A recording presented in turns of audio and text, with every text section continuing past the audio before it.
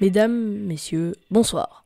Dans l'actualité ce soir, le dernier film de Nathalie Portman sur les causes animales. Bonsoir Nathalie Portman. Bonsoir David Pujadas. Bonsoir à toutes et à tous. Pour votre nouveau film, vous partagez l'affiche avec des animaux. Pourquoi ce choix ? C'est très simple, monsieur Pujadas. Pour moi, tout va bien. Très bien même.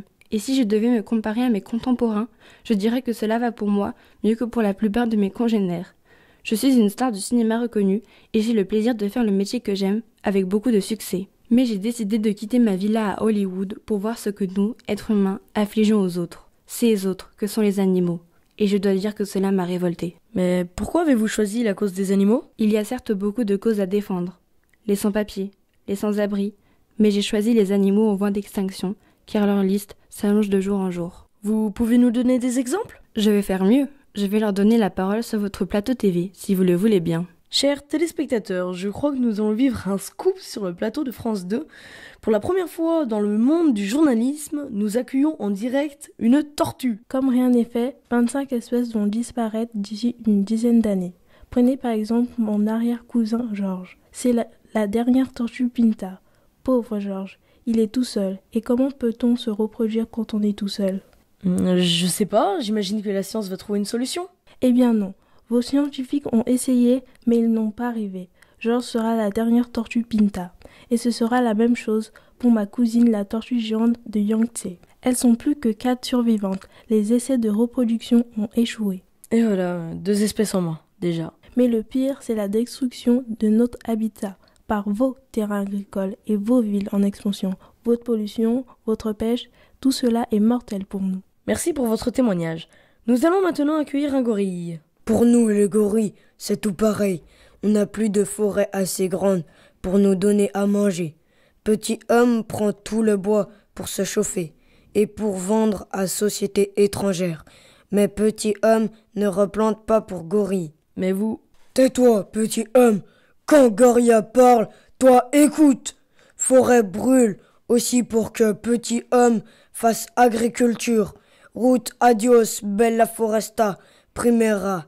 Et petit homme braconne, tire sur Gorilla avec fusil. Pas plus aimable, mais aussi en grand danger, le requin. C'est quoi ton problème ? Vous êtes une effrayante machine à dévorer dont le seul but est de croquer les nageurs et les surfeurs. Oh là là, tu vas arrêter là, moi je suis pas là pour rigoler. Arrêtez un peu de me prendre pour ce que je suis pas.